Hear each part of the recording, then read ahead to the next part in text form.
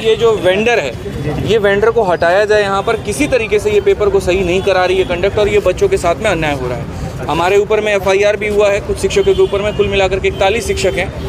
और रात में मैं खुद 11 बजे थाने से बाहर आया हूँ, और अभी मेरी 3 बजे जो है वो पेशी है वहाँ और पे। बच्चों का एग्जाम सेंटर पे तो पीटा गया, फिर बच्चे इसका विरोध करने प्रोटेस्ट करने आए तो वहाँ पर भी पीटा गया है ना। तो मतलब हर जगह सिर्फ बच्चों की पिटाई। बच्चों का काम है पढ़ाई करना, पिटाई खाना नहीं है। जो डिमांड है वो बहुत जेन्युइन है।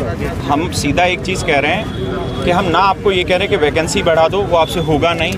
हम ये नहीं कह रहे कि आप प्राइवेटाइजेशन करो, जो मर्जी करो। हम कह रहे हैं जितनी वैकेंसी निकाल रहे हैं उस पर आप फीस 100 रुपये की जगह 1000 रुपये लो बच्चों से, लेकिन एक भी पेपर लीक नहीं होना चाहिए अब, और ना ही एक भी बच्चे के ऊपर हाथ मिसमैनेजमेंट नहीं होनी चाहिए। इस बार अगर हाथ मिसमैनेज तो गलत हो जाएगा, क्योंकि बच्चे पीटे जा रहे हैं। सेंटर्स में बच्चे माउस और कीपैड के लिए रोने लग रहे हैं। वहाँ पे पेन कलम इन चीज़ों के लिए लड़ाई नहीं होगी। आप फीस बढ़ाइए, लेकिन पेपर टाइमली कंडक्ट करा दीजिए और अच्छे से कंडक्ट करा दीजिए। पेपर अच्छे से कंडक्ट कराओ, वरना पेपर ही मत लो। कल जो आप लोग गए थे प्रोटेस्ट के लिए गए थे कि कुछ मांग रखने गए थे? असल में हमारा जो मांग था वो DOPT मिनिस्टर के साथ में था कि 4 लोगों की मीटिंग उनसे करा दी जाए, लेकिन उसके बाद में उन्होंने मीटिंग कराई नहीं, और उल्टा वहाँ पर जो पुलिस वाले थे उन्होंने लाठी चार्ज कर दिया, सारे शिक्षकों के ऊपर में किया, और मतलब बहुत बुरी तरीके से घसीटते हुए किसी का पैर पकड़ के, किसी का हाथ पकड़ करके बस में डाला। अलग अलग जगह में दिल्ली में बसों को छोड़ा, कोई एक जा कर के गुड़गांव मानेसर में, मुझे ले गए वहाँ पर बवाना साइड में, काफ़ी देर तक बिठाए रखा, ना पानी दिया ना कुछ दिया। कोई दिक्कत नहीं है, तुम जो अत्याचार करना है करो। प्रॉब्लम यहाँ पर यह कि पेपर सही से कराओ, इस बात को लेकर के। और उसके बाद शाम को फिर जंतर मंतर पर धरना किया तो वहाँ भी लाठी चार्ज कर दिया, काफ़ी चोटें आई। आप देख सकते हैं यहाँ पे पूरा गला छिला हुआ है मेरा यहाँ, ठीक है। FIR भी मेरे ऊपर में हुआ है, तो अभी उसी के लिए मुझे DCP ऑफिस भी जाना है। तो नॉट प्लेस में मेरे ऊपर FIR हुआ है। तो ये टीचर्स को डिटेन किया गया? टोटल 41 टीचर पे एक FIR है और 10 टीचर पे एक जगह FIR है। FIR? हाँ बिल्कुल FIR है। अच्छा, तो इसमें आप लोग तो शांतिपूर्वक गए थे वहाँ पर, फिर भी FIR क्यों? FIR उन्होंने इसीलिए किया क्योंकि आपने कोई परमिशन नहीं ली हमसे, इसी वजह से। अब जंतर मंतर ऐसी जगह है जहाँ धरना स्थल के लिए बना है। पहले दिल्ली पुलिस ये कह रही है कि आपको धरना देना है तो वहाँ जाके दो, और जब हम वहाँ धरना देने जा रहे तो जाकर के FIR कर दे रहे हैं।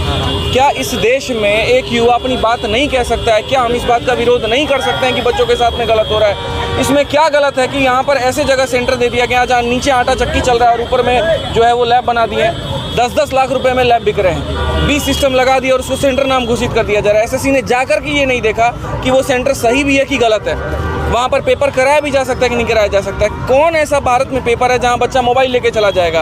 और क्या ऐसे जगह से जो बच्चे नियुक्त होकर के आएंगे, क्या वो सही तरीके से नियुक्त होंगे? क्या वो डिपार्टमेंट में सही तरीके से काम करेंगे? एक देश को एक जो दरोगा मिलेगा, क्या वो सही तरीके से नियुक्त होकर आया होगा? चिंता का ये विषय है यहाँ पर। या तो भर्तियाँ मत निकालो, और नहीं तो निकालो जो बच्चों का हक है तो उसको निष्पक्ष तरीके से कराओ, वो हमारा अधिकार है। आगे का प्लान क्या है सर? आगे का प्लान यही है कि पूरे भारत में ये आवाज़ उठेगी, हर जगह पर होगी। आज बंगाल में जो है धरना चल रहा है, प्रयागराज में धरना चल रहा है, पटना में चल रहा है। और मैं सभी लोगों के, पूरे देश में जितने भी बच्चे हमें देख रहे हैं, आप जहां पर हैं आप वहीं से अपने धरना को शुरू करिए।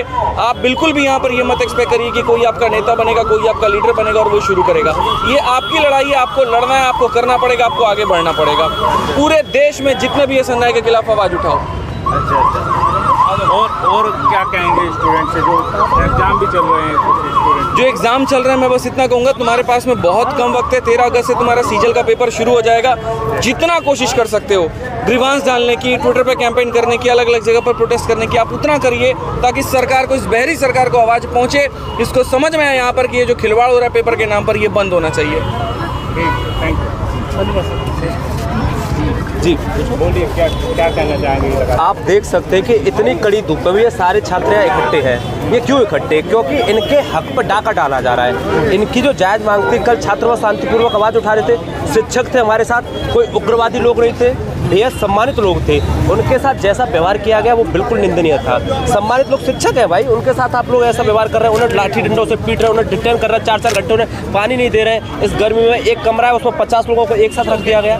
ये कोई व्यवहार नहीं होता, गलत व्यवहार, ये बिल्कुल गलत व्यवहार किया गया। बच्चे अपन, लेकिन देख रहे हो आप, यहाँ से लेकर जंतर मंतर से लेकर पूरे देश में प्रदर्शन कर रहे हैं। बच्चे शांत नहीं बैठेंगे, अब तो हक की लड़ाई है और इसे लड़ते रहेंगे। क्या कहना चाहेंगी जो कल और जो लगातार दिन भर?